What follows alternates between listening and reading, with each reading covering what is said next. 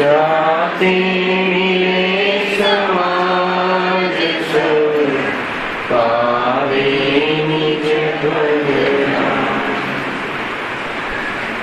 જે નિજ ભાવ સદા સુખમ નિજનો કરો પ્રકાશ જે બહુવિધિ ભવ દુઃખ તણી કરે છે સત્તાના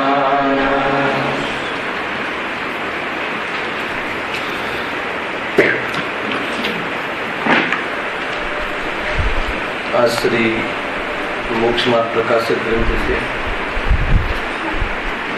ત્રીજા અધિકાર ઉપર આપણે સ્વાધ્યાય ચાલી રહ્યું છે.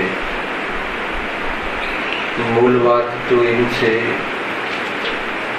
કે ચારિત્ર મોહની કર્મના ઉદયથી જીવને ક્રોધાદિરૂપ કષાય ભાવ અને હાસ્યાદિરૂપ નો કષાય ભાવ થાય છે. અને એ કષાય ભાવ અંતર્ગત એની પૂર્તિ કરવાથી અર્થાત એમાં થતી પ્રવૃત્તિને સફળ કરવાથી જે જીવ ઉપાયો કરે છે અને એ ઉપાયોમાં જીવ અતિ વિહવલ અતિ અશાંત રહે છે. અને એ અશાંત જીવનના કારણે અન્ય કાર્યો પણ વ્યવસ્થિત રીતે કરી શકતું નથી.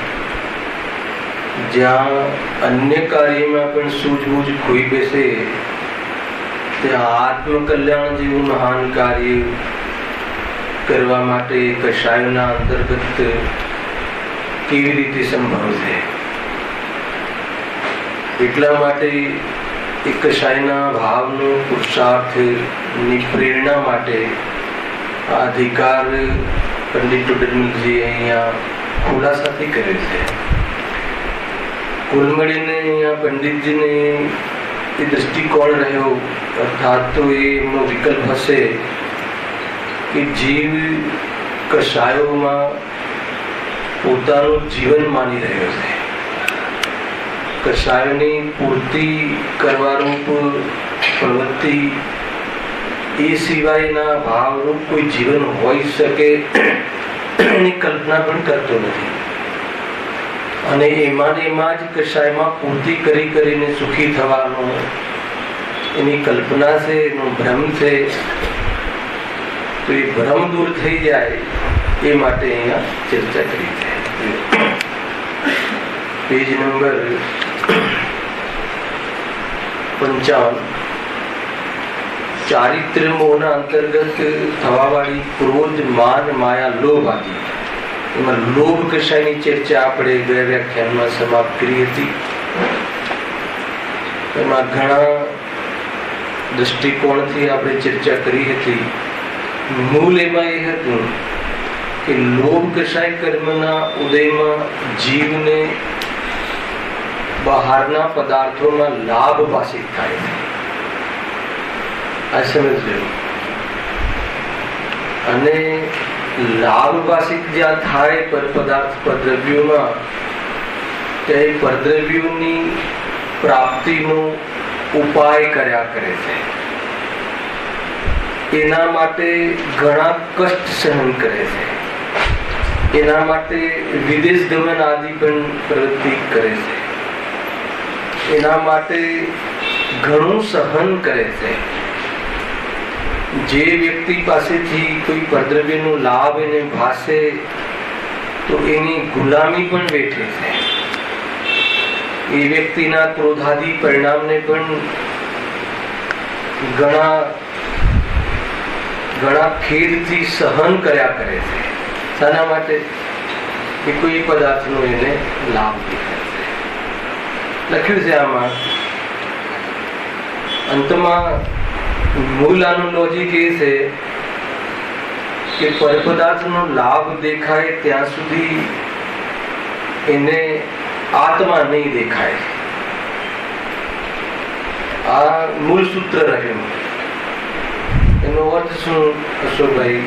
પરદ્રવ્યમાં લાભ દેખાય ત્યાં સુધી આ જીવને આત્મા નહીં જણાય, આત્મા નહીં દેખાય નો અર્થ કે ત્યાં સુધી શાંતિ નહીં થાય. આત્મા શાંતિનું સુખનું બનેલું છે.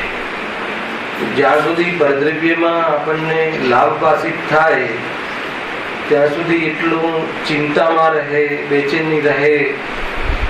કેમ કે લાભ તો થતો નથી અને લાભની અપેક્ષા રાખીને અનેક પ્રકારના ઉપાયો કરે છે. તો એમાં વિહવળ રહે છે, પરેશાન રહે છે. એનો અર્થ જ એ થયો કે આત્માની ઉપલબ્ધિ અર્થાત શાંતિની ઉપલબ્ધિ નથી. પરદ્રવ્યોમાં લાભભાષિત થાય ત્યાં સુધી શાંતિની ઉપલબ્ધિ થતી નથી. એ આત્માના વિશેષણથી કથન કરે કે આ શાંતિ એ આત્માનું વિશેષણ છે, આત્માનો સ્વભાવ છે. સુખ કહો, શાંતિ કહો, એની ઉપલબ્ધિ થતી નથી અર્થાત તો આત્માની પ્રાપ્તિ થતી નથી અર્થાત તો આ જીવ સુખી થતો નથી, બેચેન રહે છે. હવે એના ઉપરથી આપણે આપણા જીવનમાં આ જે સમીકરણ બતાવ્યું ચિન્મય, એ લગાવી જુઓ કે આપણને એવી કઈ ક્ષણ છે કે જે ક્ષણમાં આપણને કોઈ પરદ્રવ્યથી લાભભાષિત ના થતો હોય એવી ક્ષણ નોટ્સ કરીને મને કાલે રવિવારે બતાવ્યું. શું કહ્યું? લેસન છે આ. એવી એક ક્ષણ આપણા જીવનની આજના દિવસની કરજો, એવી કોઈ એક ક્ષણ જેમાં આપણને પરદ્રવ્યથી લાભભાષિત ના થતો હોય.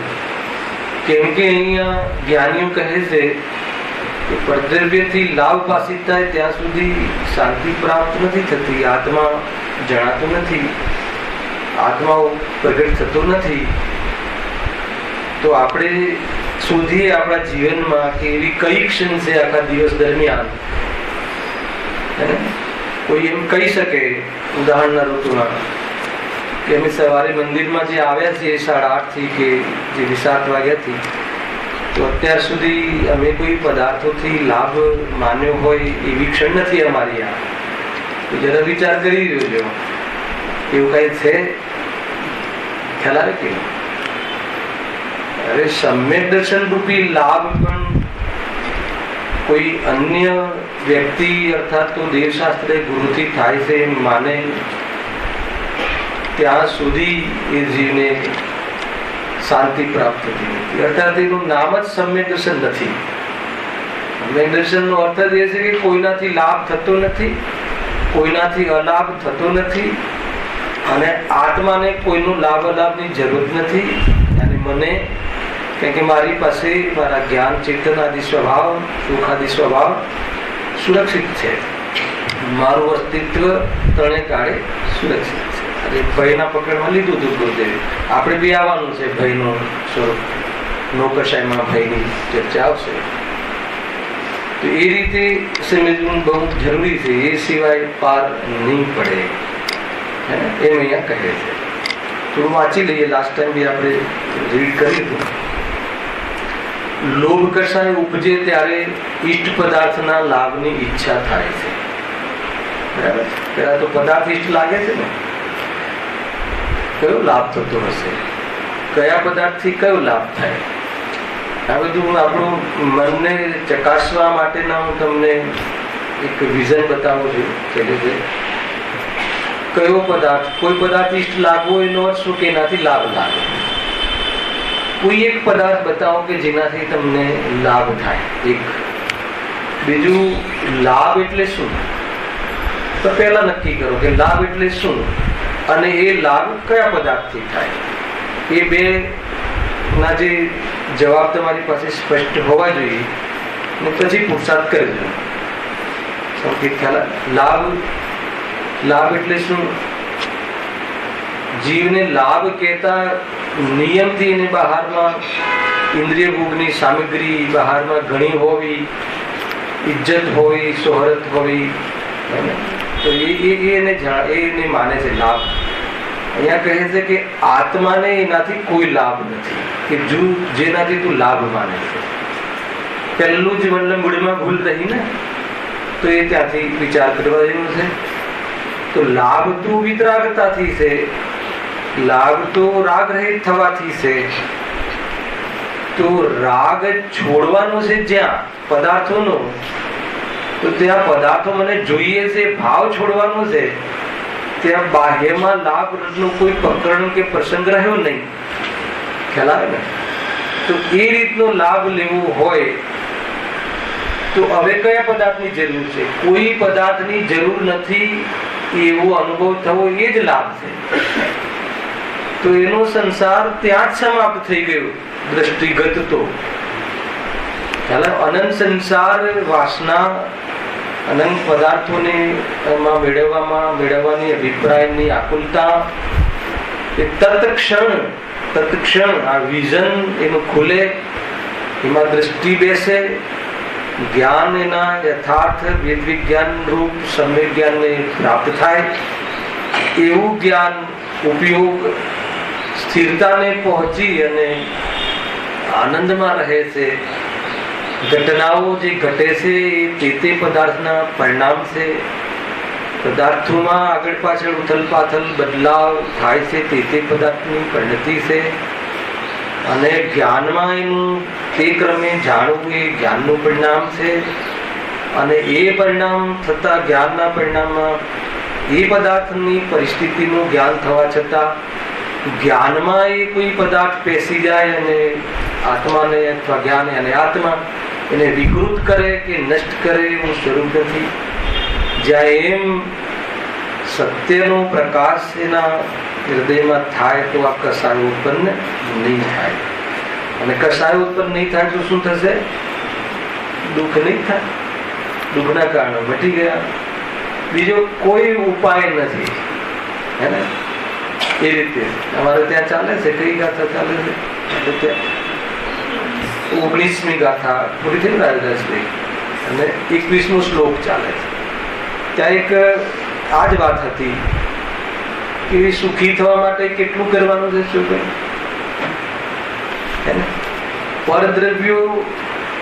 પરદ્રવ્યો અર્થાત તો દીકરા દીકરી મારા નથી, આટલો નિર્ણય કરવાનો છે સુખી થવા માટે. બસ બીજું કઈ કરવાનું. ખ્યાલ આવે? એટલું જ નક્કી કરવાનું છે. કોઈ સંબંધ નથી. અને એટલું નક્કી શું કામ કરવાનું છે? કેમ કે સંબંધ નથી. એમ નહીં કે ખાલી જબરજસ્તી કરાવવામાં આવે છે કે સંબંધ નથી. તો એ તો છે પર પદાર્થ જોડે કોઈ સંબંધ જ નથી. તો પછી એનો અર્થ કે સંબંધ માનવાનો શું? એમાં લાભ દેખાવું, પોતાના પ્રયોજનની સિદ્ધિ દેખાવી, એનું નામ જ પરદ્રવ્યને પોતાનું માનવું કહેવાય. તો એવું છે જ ને, એમ કહે છે. અને એમમાં મને એટલો વિચાર આવ્યો હતો કે સુખી થવા માટે આટલું જ કરવાનું. પ્રકાર સુખી થવા માટે કેટલું કરવાનું? એ પોતાના આત્માને જાણ. એનો અર્થ શું? કે આ આત્માને પરદ્રવ્ય સાથે, અને પરદ્રવ્યના નામ આપવા હોય તો દીકરા દીકરીઓ સાથે, દેહ સાથે, અન્ય પદાર્થો સાથે એને કોઈ સંબંધ નથી એમ માન. અને આટલું માનવા માટે કોઈની પરમિશન લેવી પડશે. ચંદ્રકાંતભાઈ, તમારા દીકરાને એ તમારો નથી એ માનવા માટે દીકરાની પરમિશન લેવી પડશે. હા, તો એ પોતાનું અસ્તિત્વ મેં એનાથી માન્યું છે ને. જેનાથી અસ્તિત્વ માન્યું છે એ આ જ છે. એટલે કહ્યું ને પોતાના આત્માને જાણ. તો આપણે આત્માને બારામાં શું જાણીએ છીએ? કે હું આના કારણે ટકું છું, આના કારણે મારું અસ્તિત્વ છે. તો કે એ તારું છે જ નહીં પહેલા. ચાલો, ઉપરથી પોતાના સ્વતંત્ર અસ્તિત્વને તું ભૂલે છે લાભ લેવાનો. કેટલું સરળ છે. કેટલું સરળ છે. તમારે જે ચીજો તમારી નથી એને નથી માનવામાં કયો પ્રોબ્લેમ છે? અને એને કોને પૂછવાનું છે? તમારે એને પૂછવાનું, કોઈને પૂછવાનું નથી. કેટલું સ્વતંત્ર પરિણામ છે. એ જ વાત અહીંયા છે. લાભ છે ને, લાભ લાગે ત્યાં સુધી સંસાર ઉભો છે. લાભ લાગે ત્યાં સુધી એ સંસારમાં રહેવા માટે લાયસન્સ છે. કયું સંસારમાં રહેવાનું લાયસન્સ કયું છે? હે ને? હવે એ લાયસન્સ ને શું કરવું જોઈએ? ડિસ્પોઝ શું કહેવાય છે? કેન્સલ. સારી ભાષામાં. હવે લાયસન્સ કેન્સલ કરાવી દો. ખ્યાલ આવે કે હે સરળ છે. શું કરાય? રિન્યુ કરાવે છે. અનાદિથી રિન્યુ કરાવે. બહુ વાત સાચી વાત છે. શું રિન્યુ કરાવે છે? દુઃખી થવાનું લાયસન્સ. સ્વયં કરવાનું છે. બોલો, આમાં કોઈ કોર્પોરેશનની જરૂર નથી. સ્વયં જ નક્કી કરવાનું. બહુ સરસ સ્વતંત્ર પરિણામ મળ્યું. બહુ શાંતિથી તત્વનો વિચાર કરવા જેવું છે. બહુ શાંતિથી વિચાર કરીને એમાં અમલ કરવા જેવો છે. એકવાર વિચાર તો કરવા જેવું છે કે ખરેખર કોઈ આપણું છે ખરું, એમ આપણું થઈ શકે ખરું? શું જવાબ મળે છે? જે સર્વજ્ઞ ભગવાને જેવું જોયું છે અને જેવું વસ્તુનું સ્વરૂપ છે એવો જવાબ તમારો અંતરથી આવે અને ગમી જાય જવાબ, એમાં પ્રીતિ ઉપજે, એમાં રસ વધે, તો સમજી લેવાનું કે સંસાર તમારો છે નહીં. સર્વજ્ઞ ભગવાનના જ્ઞાનમાં આપણા મોક્ષની નોંધ છે. બહુ શાંતિથી વિચાર કરવા જેવું છે. આપણે એટલા ઉતાવળિયા છીએ ને કે આ વિચાર કરવાનું ચૂકી દઈએ અને એના પહેલા બધી પ્રક્રિયા ચાલુ કરી દઈએ છીએ, એને સાચવવાની, એને રાખવાની. એના માટે એના પહેલા એક વિચાર કરીને પછી આપણે કરીએ. ખ્યાલ કે નહીં? માન લો કે વગર એગ્રીમેન્ટ કરે આપણે કોઈ ઘરમાં રહેવા જતા રહીએ તો એ ગુનો છે અને એ સજા છે. એના પેપર ક્લિયર કર્યા વગર, એના સ્પષ્ટ કર્યા વગર પરમિશન એગ્રીમેન્ટ વગર, એ પોતાનું એમાં અધિકાર થયા વગર આપણે કોઈ વાડ બાંધી દઈએ તો એ તો બીજાના પ્લોટ પર કબજો કરવા જેવી વાત છે. એવું આપણે ના કરીએ. ક્યારે એવું ક્યારે કરતા કરીએ? ન કરીએ. રાજુભાઈ કે કેવી રીતે કરીએ? તો અત્યાર સુધી શું કરીએ છીએ? એ તો કરીએ છીએ. આ પ્લોટ બીજાનો છે અને એના ઉપર આપણે કબજો જમાઈએ છીએ. એના પહેલા એકવાર એના પેપર ચેક કરાવવા જોઈએ સર્વજ્ઞ ભગવાન પાસે, કોર્ટમાં, કે ભાઈ આ મારી સીમામાં આવે છે કે નહીં. તો એ બધું ચેક કરાવવું જોઈએ. તો જવાબ મળે કે નહીં, આ તારા ક્ષેત્રમાં નથી આવતું, તો પછી અધિકાર નથી આપણો. તો એ કરાવવું જોઈએ ને. તો એ તો કરાવતા નથી.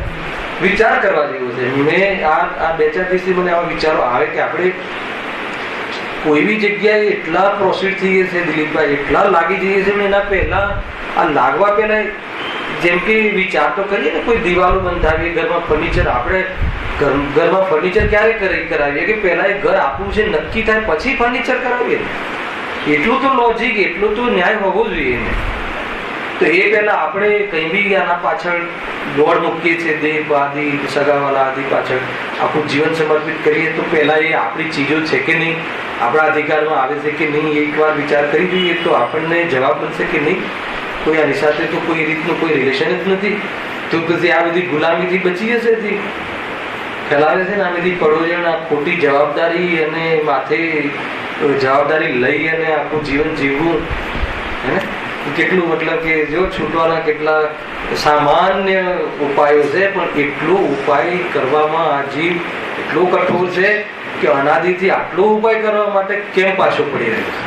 આટલું જ કરવા માટે કેમ એને જચતું નથી? ખબર પણ પડે છે, પણ એટલી કઠોરતા અંદરમાં રહે છે કે વળી પાછું છતાં કહે છે કે નહીં, હવે અભ્યાસ ચાલુ કર્યો છે અને વિચાર ચાલુ કર્યો છે તો કેટલા દિવસ વિચાર કરવાનો? હે ને? 10-15 વર્ષ તો થઈ ગયા વિચાર કરતા કરતા કે આ નથી, તે નથી. હવે બહુ મતલબ કે સમય એવો નથી રહ્યો ભાઈ કે આપણને ઓર ચાન્સ મળ્યા રાખે. જે ચાન્સ મળ્યો છે એમાં કામ કરી લેવા જેવું. અને ક્યાં સુધી પાઠ ભણવાને, ગ્રંથો પૂરા કરવા, જે કયું ચાલુ થયું? અષ્ટપાવડ. હે ને? દર્શન પાવડ ચાલે છે.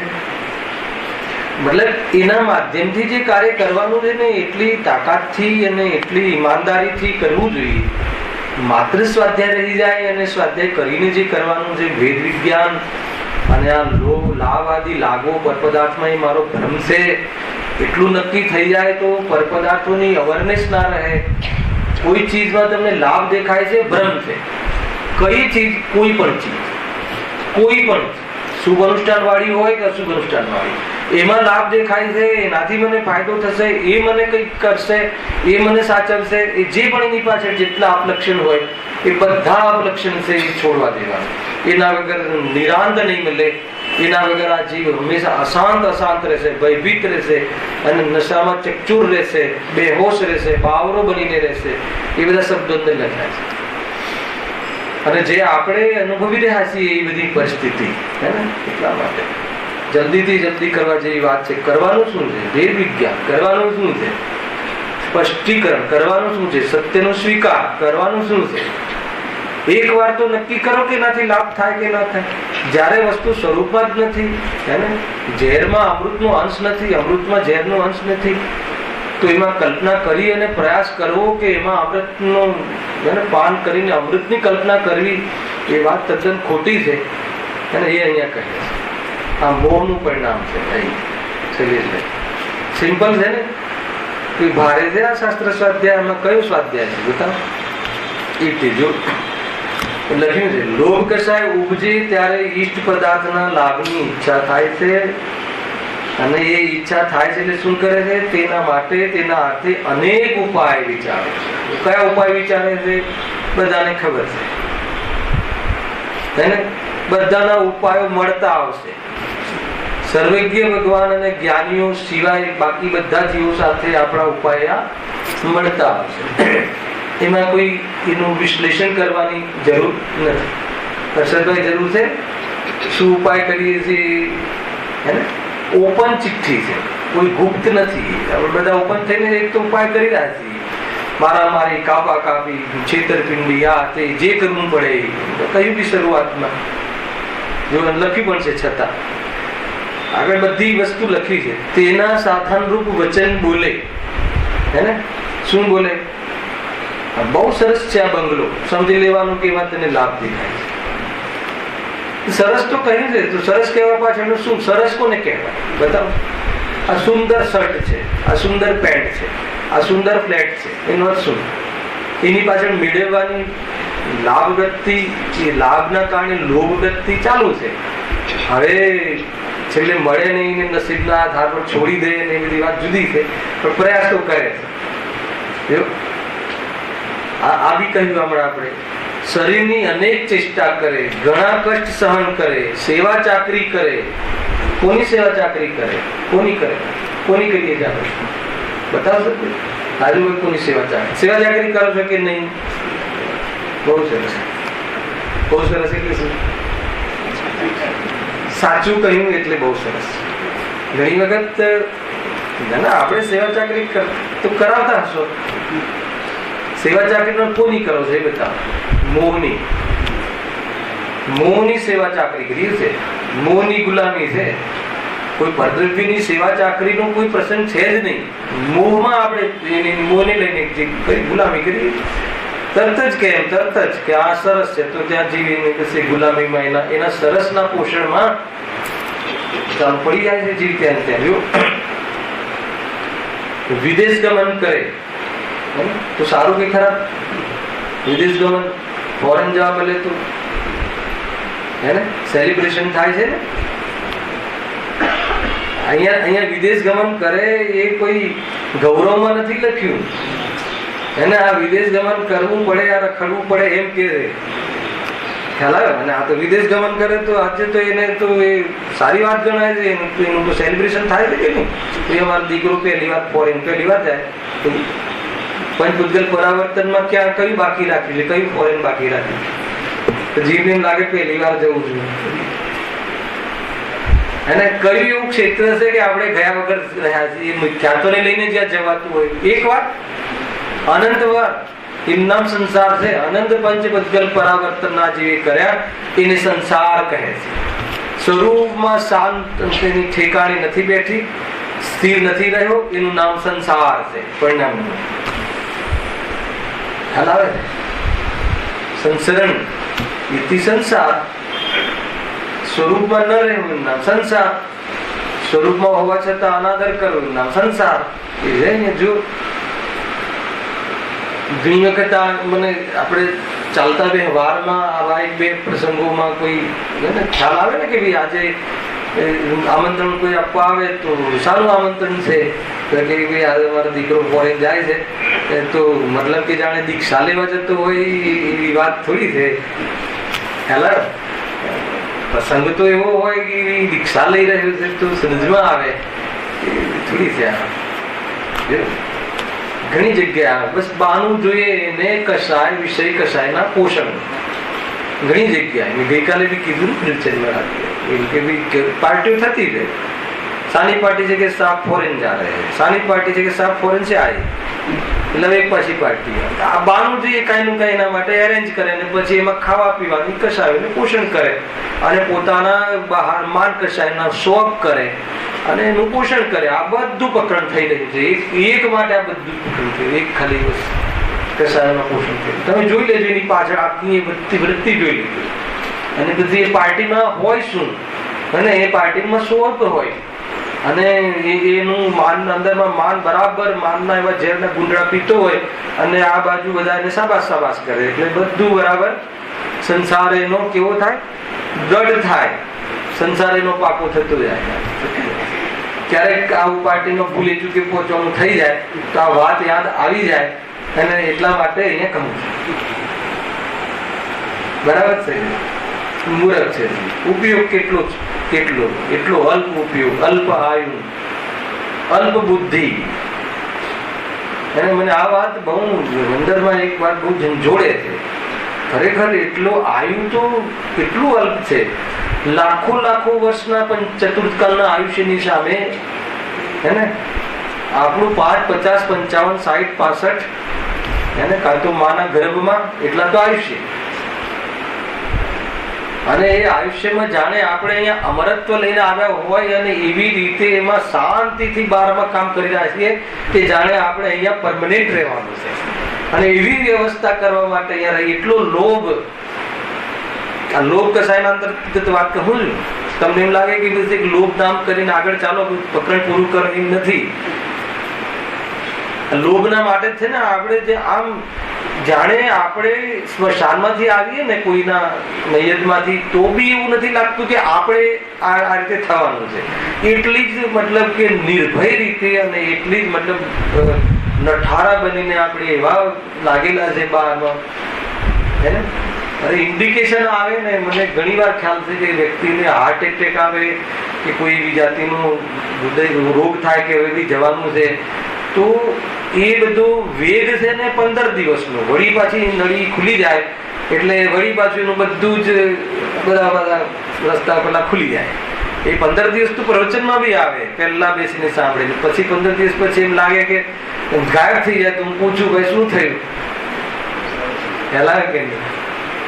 એટલા મતલબ સહજ થઈ ગયા છે આપણે. એટલા આમાં સહજ થઈ ગયા છે કે નહીં બસ આ તો હોય જ ને આજ તો કરવાનું છે. આજ તો જીવન છે એમ. બરાબર છે? હું નહીં બહુ વિચાર કરવા જોઈએ ખરેખર એ પ્રસંગોમાં કરીએ શું છીએ. તમે દરેક જગ્યાએ એક વાર તો વિચાર કરીએ ને આપણે. ચલો એ પ્રસંગમાં તમે બોલાવ્યા, આપણે આવ્યા, તમે ગયા, કરવાનું શું છે એના પર એક વાર વિચાર કરવો. કોઈ બી ચીજ વિચાર કરીને કરવો એ આજના પ્રવચનનું તમે એક સમજી લો કે મેઇન બિંદુ. હવે આપણે વિચાર કરીએ કે ઠીક છે તમારે ત્યાં પ્રસંગમાં બોલાવે કરવાનું છે, ત્યાં જઈને કરીશું શું? વર કન્યાનું આશીર્વાદ આપવાનો કે સંસાર તમારો સાજો રહે શું કરવાનું છે? ખાવા પીવા સંબંધી ચર્ચાઓ, મેનુ સંબંધી ચર્ચાઓ, नाच कूद संबंधी चर्चाओं, 101% पाप परिणाम, 101% કર્મનો તીવ્ર બંધ અને એની અંદર છૂટવાના ભાવોનો નાશ. હવે છૂટવાનો જે ભાવ વિતરાગ ભાવ કે આ બધામાં સુખ નથી. માંડ 1 કલાક વિદ્વાને અને ચર્ચાઓ કરીને થોડું બેસાડ્યું તો એનું શું થયું? Wash out. એકદમ વોશ કરી નાખે પાર્ટીમાં જે સ્વયં અને માંડ થોડું કે અહીંયા જાગ્યું કે નહીં આ બધું બરાબર છે.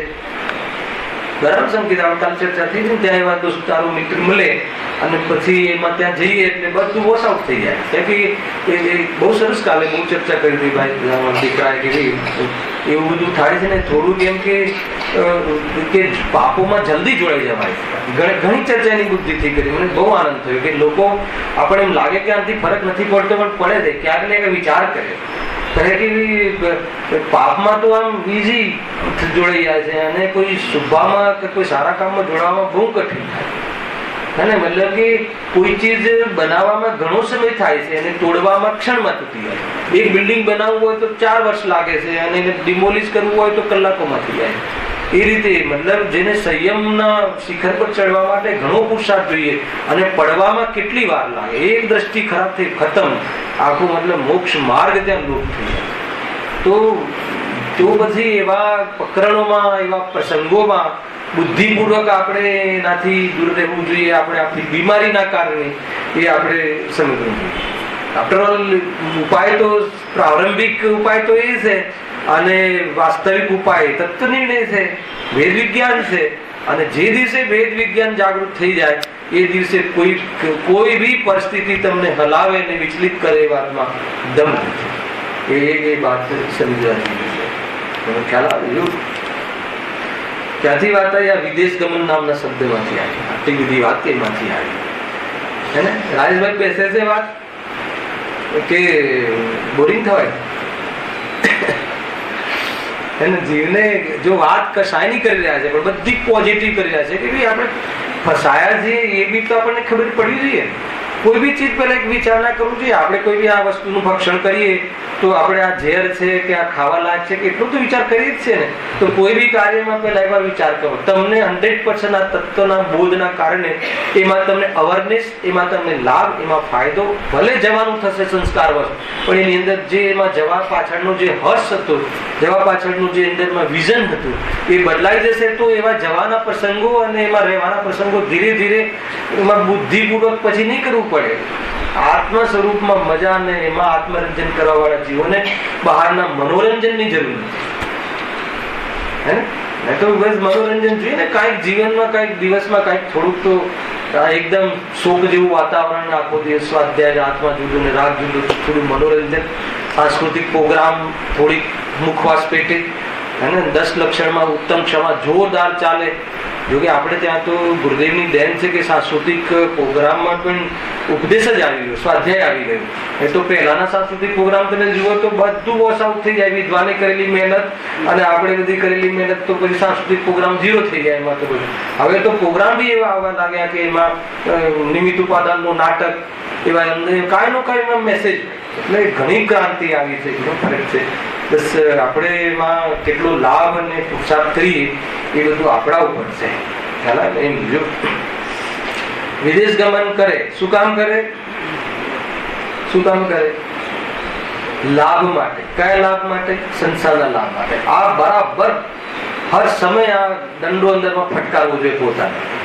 જયારે આમ પ્લેનમાં જતા હોઈએ અને જયારે હું કરાવતો ઇમિગ્રેશન, ક્યાં જાય છે પોતાને પૂછો કે વિદેશ કેમ જાય છે? એને લાભ માટે. કયા લાભ માટે? તો કે આ રીતે જઈએ તો ત્યાં જઈને કામ કરવાનો મૂડ આવે કે ના આવે? જીવને આ બહુ પ્રોબ્લેમ થાય છે. અરે આ પોતાનું પર્સનલ છે. આ તું એના અંદર પ્રોટેક્ટ રહીને તું જવાનું કદાચ થશે ને, તું જોઈ એકવાર. અને મતલબ કોઈ બી પરિસ્થિતિ થશે ત્યાં ઓર્ડર ન મળવાનું કે ત્યાં છતાં પણ તને અંદરમાં એવી જાતિનો એગ્રેસિવપણું અને આકુલતા, વિશેષ આકુલતા, અપેક્ષિત આકુલતા નહીં થાય. એ મગજમાં રાખી.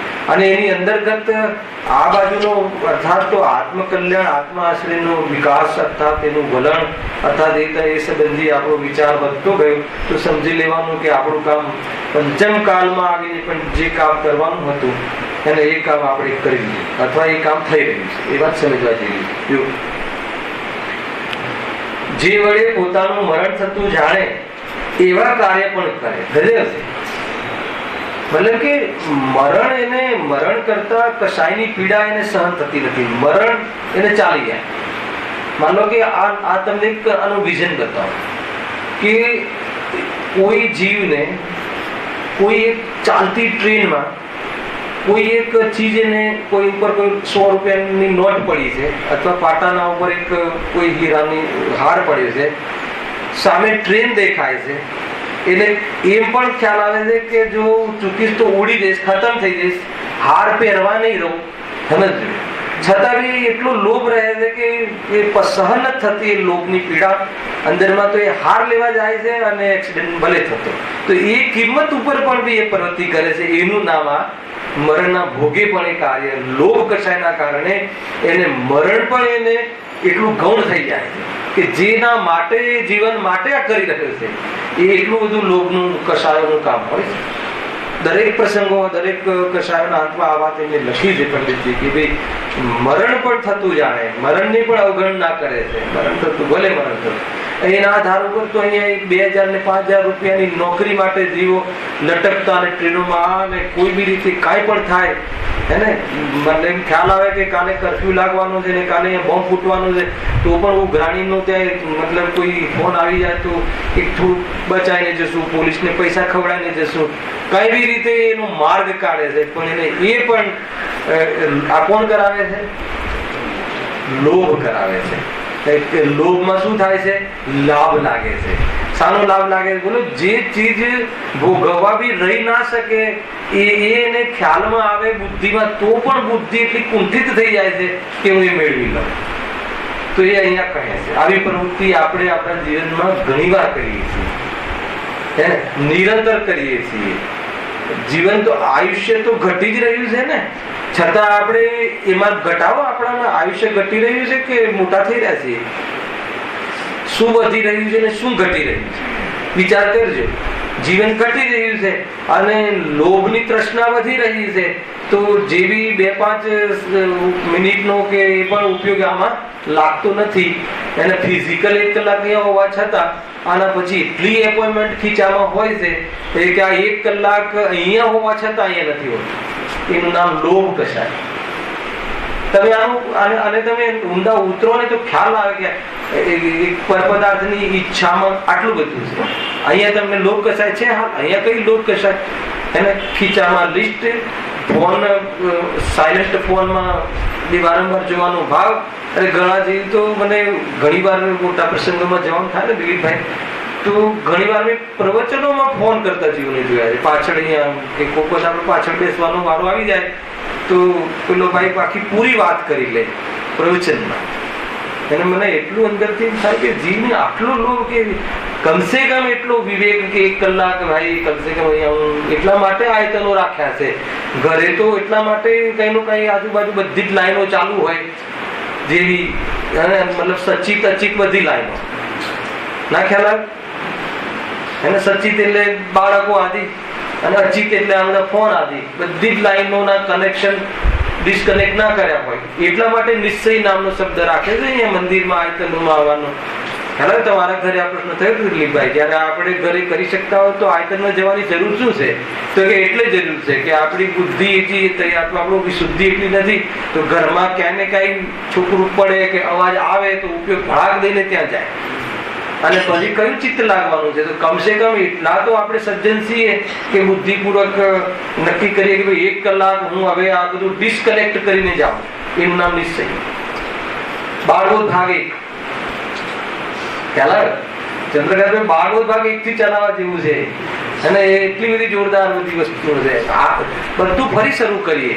આવવાની રીત, બેસવાની રીત, સાંભળવાની રીત, અને પછી શું સાંભળીએ છીએ મેટર. તો ગુરુદેવ પાદનો આપણો પ્રતાપ છે, મટીરિયલ બહુ છે, પણ એ મટીરિયલમાં શું એમનું કેવું થાય છે તમે જુઓ. આ બધા લોભ ભોગ કસાય તો એને જ્ઞાનીઓ યુ જીતી લે છે, આત્માથી યુ જીતી લે છે. કસાયને જીતવાનો પસંદ કરો, કસાયની પૂર્તિનો પસંદ નહીં કરો. એનું નામ વાસ્તવમાં આત્માથી, આત્માથી વ્યાખ્યા.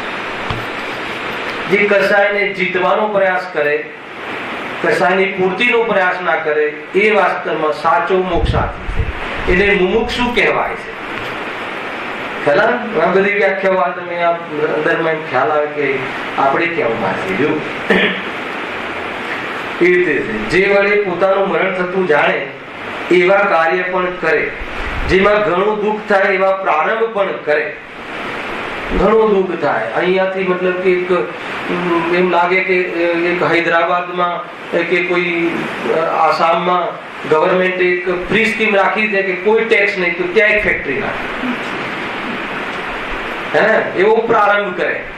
ખાવાના ઠેકાણા ના રહે, જેના માટે કરે છે એ ચીજ છોડે. ગજબ છે આ જીવની બુદ્ધિ. ખ્યાલ કે નહીં? શાના માટે? ત્યાં સસ્તું પડે, લાભ વધારે થાય, અને આપણે પછી શું પણ લાભ લેશો ક્યારે? નહીં, 50 વર્ષ સુધી લાભ માટેની વ્યવસ્થા કરીએ અને પછી લાભ લેશું. ખ્યાલ આવે કે હું લૌકિક લાભ કહું છું, આત્મિક લાભની તો અહીંયા વાત નથી આ પ્રસંગમાં. એ જીવની બુદ્ધિની વાત કરું. ખ્યાલ આવે કે નહીં? બહુ વખત એમ થાય, માંડ એક ઇન્સ્ટોલમેન્ટ ખતમ થાય એટલે બીજો એક ફ્લેટ તૈયાર કરે, એટલે પાછા એના 20 વર્ષ સુધી ઇન્સ્ટોલમેન્ટ ભરવાનું. એક 20 વર્ષમાં પ્રારંભ શબ્દ પડ્યો છે.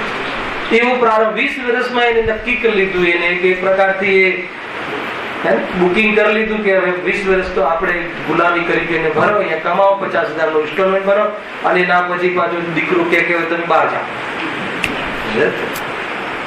દીકરો ના કે તો આયુષ કર્મ કે બસ બહુ થઈ ગયું, તમારું જે કરવાનું હતું, તમારે જેના માટે આપીને જવાનું હતું થઈ ગયું, ડ્યુટી ફિનિશ. વિચાર કરવા જેવો છે. થોડી સાદી વાતોમાં પણ એને બહુ જ જાગી જવા જેવું છે. નિરંતર કરવાનું કાર્ય છે. એના માટે એટલું દાયિત્વ આપીને આ આત્મકલ્યાણ, વેદ વિજ્ઞાન, આત્મ સ્વરૂપનું ચિંતન, દેહશાસ્ત્ર, ગુરુના સંપર્કમાં રહેવાનો કાર્યક્રમ અને એ જાતિના ઉજળા કાર્યો, એનાથી વંચિત રહેવાની કોઈ જરૂર નથી. એ કેમ કે બહારનું જે પણ કાર્ય સદાય છે એને એના ઉપાદાનથી જોઈએ તો એ પદાર્થમાં થવા વાળું કાર્ય થાય છે. આપણા સંયોગમાં આવા તરફથી જોઈએ તો એ વસ્તુનું ઉદયાધીન છે. એ પ્રમાણે એવી હોરહારવતો કાર્ય થાય છે. એટલે ત્યાં બહુ માથું મારીને આપણું આત્મકલ્યાણનો પ્રસંગ બગાડવા જેવો નથી. બહુ જ તાકીદથી આ વિચાર કરવા જેવો છે. બહુ જોરદાર વાત લખી છે અહીંયા. એકે બેટીના હાથ નીકળે છે. આ જો શું લખે છે? જેમાં ઘણું દુઃખ થાય એવો પ્રારંભ પણ કરે. ખ્યાલ આવ્યો? છેક જાય દૂર અને પછી ઘરે આવે ને કે હવે બસ અઠવાડિયું તો ઘરના જ રોટલા, બહાર તો રોટલા નથી ભાવતા. પેલા બહાર ખાવાની ઈચ્છા થાય એટલે બહાર જાય ને બહાર પછી કંટાળી જાય એટલે કે હવે તો ઘરની રોટલી બરાબર છે. કે પછી મા બાપ બી પરેશાન ને આ ક્યાંથી કર્યું ને આ ક્યાં આટલું દૂર દુકાન નાખી આપી ને ક્યાં આટલું કર્યું, રોજ ટ્રેનોમાં લટકતું જવું ને કઈ ભરોસો નહીં ને આ ને તે ને પરેશાન. ખ્યાલ? એ તો આવું તમને જે કહું છું એ તો પ્રવૃત્તિની ઓરથી છે. ખરેખર તો આ મોહની ઓરથી દુઃખી થાય છે. ખ્યાલ કે નહીં? દેહ બુદ્ધિ થી દુઃખી થાય છે. તું સુખ માને છે દેહમાં અને તું માને છે કે હું કરું છું. સૌથી પહેલા તો એ કર્તૃત્વ બુદ્ધિ ચારે બુદ્ધિઓને એટલી મતલબ કે પોષણ કરે છે, કૂટીને ભરે છે અંદર ફ્યુચર માટેની. શું કહ્યું? કઈ બુદ્ધિ? ચાર. એકત્વ બુદ્ધિ, કર્તૃત્વ, મમત્વ, ભોક્તૃત્વ. એ ખુલે તો એ અનાદિકાળથી જે કરી રહ્યો છે એનું ચિત્ર નીકળે, એનું ભયાનક ફોટો નીકળે અંદરથી જીવનો. છતાં છઠ્ઠી ગાથામાં કહે છે કે એની વચ્ચે જ્ઞાયક ભાવ સુરક્ષિત છે. અને જોતા આવડી જાય તો આ બધી ચીજો તો ક્ષણધંસી છે. અને ત્રિકાલિક વસ્તુ અંદરમાં એકવાર તું ચાખી જાય તો સાદી અનંતકાળનો વેપારી છે. આદિ અનંતકાળ સુખનો તું ધણી છે. અનાદિ અનંત જે છે એ તું સ્વામી છે અને એનો અધિકારી છે. તું અનંતકાળ ભોગવવા માટેનો એકવાર તું તારો અધિકાર તું જતાવ એટલું જોરદાર તારું આ ચેતનાનું સ્વરૂપ છે. ચેતનની કહાની તો શું કહે? આ બધી કહાની ચેતનની નથી, આ તો અનાત્માની વાત છે. જે પોતાને આત્મા નથી માનતો એવા અનાત્માની વાત છે કે હવે આ કલંક છે, આ કલંક મટાડવા માટે તું તૈયાર થા. ક્યાં સુધી? જીવનમાં દુઃખ પાસે થતું નથી.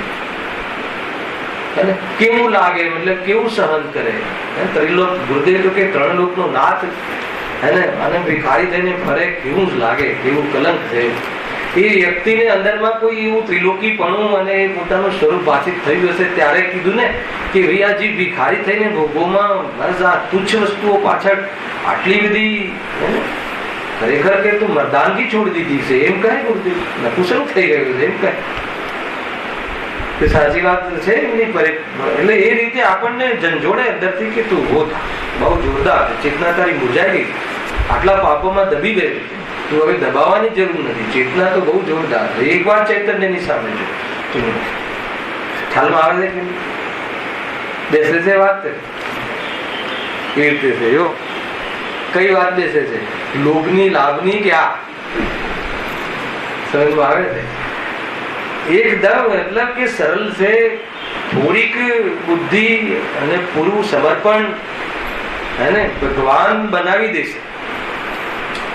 એટલે થોડી બુદ્ધિ, બહુ બુદ્ધિ થોડી લાગવા, સમર્પણ જોઈએ, સમર્પણ પૂરું જોઈએ. બુદ્ધિ બહુ થોડી બુદ્ધિ, યથાર્થ બુદ્ધિ, સમર્પણ પૂરું. એક વાર કરી દીધું. બહુ બહુ તો શું થઈ જશે? એક વાર કરી દીધું ને આપણે બધા શું થઈ જશે? બહુ બહુ તો આ 20-25 વર્ષ જેવી આપણે સામાન્ય જનરલાઇઝ સ્ટેટમેન્ટ છે. પર્સનલ તો સર્વજ્ઞને જઈને પૂછો કે કેટલા સમય રહેવાનું. હેલા તો એની અંદર શું કરી નાખીશું નવું? કેટલું લઈ લઈશું વધારે? એમ સાપ સીડીની રમત છે. ચાલ સાપ સીડી રમી છે કોઈ દાડો?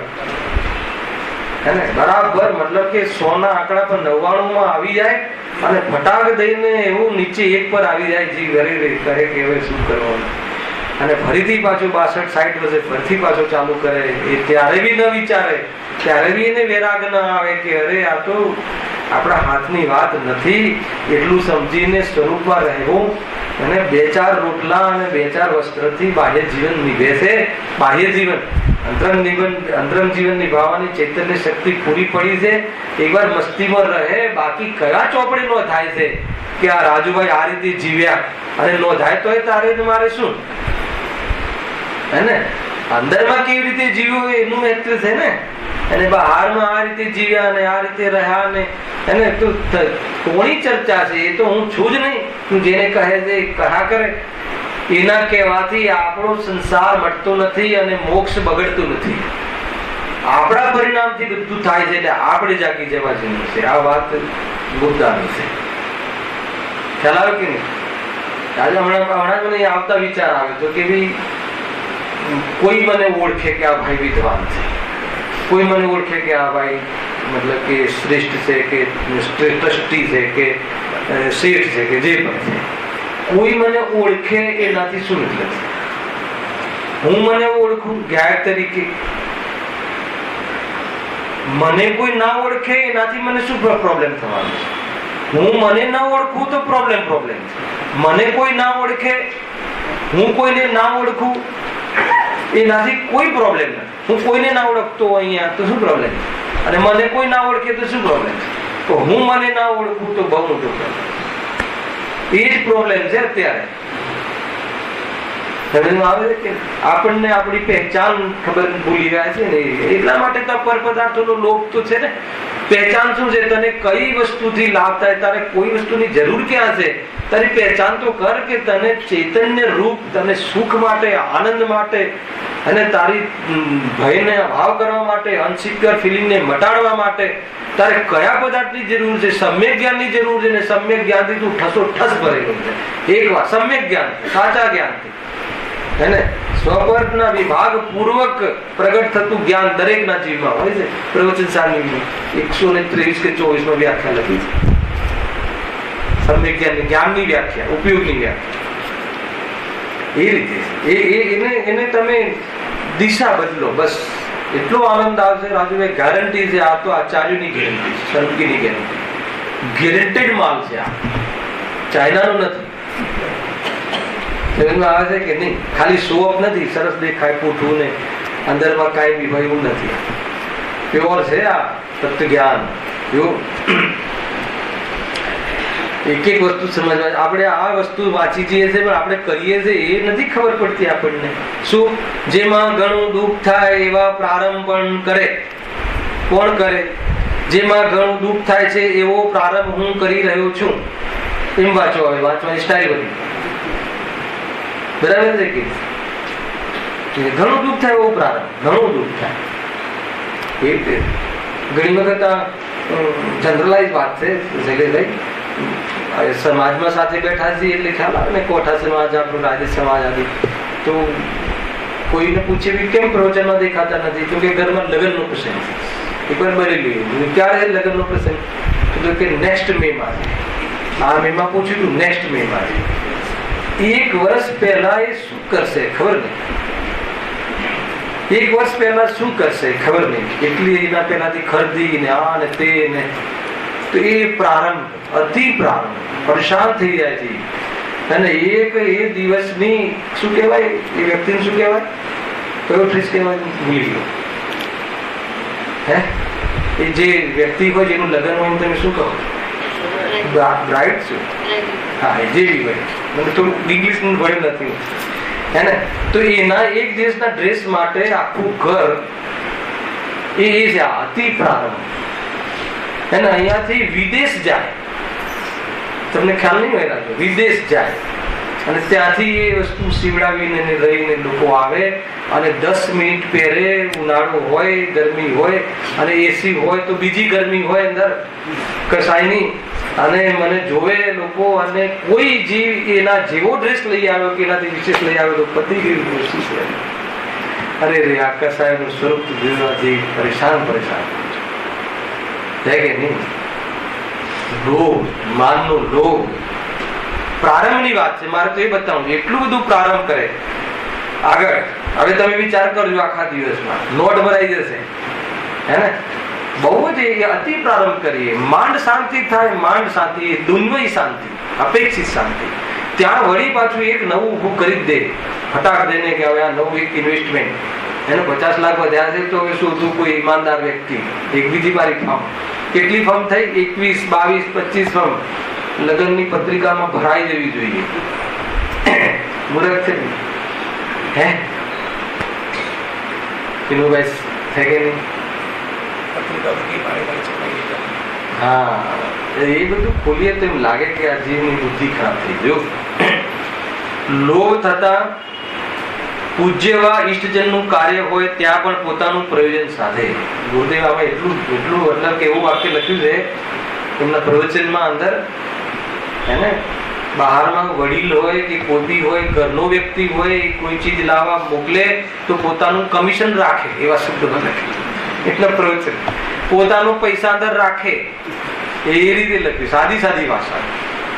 અને એને એ પણ ખ્યાલ ના આવે કે ભાઈ આ વેપાર નથી, પણ લોભી જીવ એમ કે નહીં, મને કઈ મળતું હોય તો કામ કરું, ચાહે પછી પિતાનું હોય કે ભાઈનું, મને કઈ મળે ફાયદો તો કામ કરું. એ વાત છે. જો કાંઈ વિચાર રહેતો નથી, કાંઈ વિચાર રહેતો નથી એટલે કાંઈ વિવેક રહેતો નથી. એમ વિચાર રહેતો નથી નો ખ્યાલ આવ્યો? કોઈ એ વિચારનો વિચાર જ ના કરે, એનું શું થશે એ જાણે. તારે માં મરી ગઈ હોય કે બાપ મરી ગયો હોય, મારું કન્ટેનર જવું જોઈએ, મારો માલ આજની ડિલિવરી થઈ છે, આજ પછી. અરે પણ તું વિચાર તો કર હે ને. એવું પણ વિચાર કરતો નથી. એમ અહીંયા કહેવું છે જેટલું ખુલવું એટલું ખુલ્યા નહીં. આપણે કરી રહ્યા ખ્યાલ આવે કે નહીં? આપણે ત્યાં કામવાળી આવે અને એ કહે કે ભાઈ હું કાલે જ મને 101 તાવ હતો, આજે તો સારું છે ને, આજે એ તું શું કરે છે, શું કરે છે? કાંઈ વિચાર રહેતું નથી. મેં તને 1200 રૂપિયા આપું છું ને એક કામના, 1200 રૂપિયા આપું છું ને તને, 1200 રૂપિયામાં એને ખરીદી લીધી હોય એટલો અધિકાર કરે. લોભ, દાસ દાસી આદિ પરિગ્રહ. વળી પ્રાપ્ત થયેલી ઈષ્ટ વસ્તુની અનેક પ્રકારે રક્ષા કરે. આખું જીવન વિતાવી દે ને પછી મતલબ શું કહે ને, અને એ ભાવ પૂરો થઈ જાય તો સાપ બનીને પણ રક્ષા કરે. એટલું અંદરમાં એકત્વ કરે. કોઈ લઈ જશે, આ છોકરાઓને છેતરી જશે, મારા છોકરા ભોળા છે, અરે તું શું કરે છે, ખ્યાલ આવે કે નહીં? એટલું અંદરમાં રાખે તો એ જે નિયમથી ત્યાં પછી એની રક્ષા માટે એવી એક વ્યવસ્થા મળી જાય. તું સાપ બનીને અંદરમાં ઝેર રાખ કે તારા છોકરા સિવાય કોઈ આવે તો તું એને ડસજે. ખ્યાલ આવે છે કે નહીં? કેવા ભાવ કરે છે જીવ. વળી પ્રાપ્ત થયેલી ઈષ્ટ વસ્તુની અનેક પ્રકારે રક્ષા કરે તથા ઈષ્ટ વસ્તુની પ્રાપ્તિ ન થાય તો ઈષ્ટનો વિયોગ થાય, એને પ્રાપ્તિ ન થાય, રક્ષા ન થાય, એને વિયોગ થાય તો આ બહુ મૂળ વાત છે. તો પોતે અંતરંગમાં ઘણો જ સંતાપવાન થાય છે, ઘણો દુઃખી થાય છે અને કોઈ કોઈની રક્ષા કરી શકતું નથી. આગળ તો વાવા વાળી છે, કદાચ રક્ષા થઈ જાય તો, કદાચ એ વસ્તુનો યોગ થાય તો આગળના પકડમાં. જો પોતાના અંગોનો ઘાત કરે અને પછી સંતાપવાન થાય એટલે શું કરે? પછી પોતાના ઉપર બધું, પોતાના અંગોનો ઘાત કરે, પોતાનું નુકસાન કરે, આપઘાત કરે. લખ્યું છે વિષ ભક્ષણાદિ કરી મરણ પામે. શાનાથી? લોભ કસાય થતા જીવ આ ટાઈપની પીડા સહન ન થાય. 100 કરોડ રૂપિયા જતા રહે તો સૌથી પહેલા એ પડતું મૂકે. આપઘાત કરે, એને મરણ મંજૂર છે, પણ લોભ કશાય સહન નથી થતી એવી પીડા. એના માટે આ બધું ચીજો થાય છે એવી વાત અહીંયા કરી છે. એક પ્રકારથી આ લીટી અંતિમ વાંચું છું એ પ્રમાણે કસાયો વડે પીડિત થતો જીવ એ અવસ્થાઓમાં પ્રવર્તે છે, અને કસાય થાય, કસાયનો ઉદય થાય તો આવી બધી પ્રવૃત્તિમાં પ્રવર્તે છે. અને શું થાય છે? સંતાપવાન થાય, મૂળ દુઃખી થાય. હવે આગળનું નવું પ્રકરણ વળી એ કસાયોની સાથે નો કસાય થાય છે ત્યાં હવે આજનું જે પ્રવચન હતું અષ્ટપાવનમાં ભયનું, એનું બી કાલે કનેક્શન કરીશું. હાસ્ય, પછી શું શોક, રતિ, અરતિ, ભય, જુગુપ્સા, 3 પ્રકારના વેદ પરિણામ, એમ 9 નો કસાય, બધી એની ટેકનિકલી ચર્ચા કરીશું. એની સ્વરૂપની ચર્ચા કરીશું, ક્યાં સુધી રહે. આજના વિષયમાં આવ્યું હતું 8મા ગુણસ્થાન સુધી ભાવલિંગી સંત શ્રેણી ચડવાવાળા જીવોને ત્યાં સુધી અમુક કસાયો રહે. અને અહીંયા તમે કસાયોનું ભેદ જ્ઞાન કરાવો છો તો શું સ્વરૂપ છે, શું એંગલ છે, શું દ્રષ્ટિકોણ છે, એની ચર્ચાઓ અનેક રીતે આપણે આ પ્રકરણના અંતર્ગત ઓરબી કરીને એનું સ્પષ્ટીકરણ આપણે કરીશું. સહેજાનંદી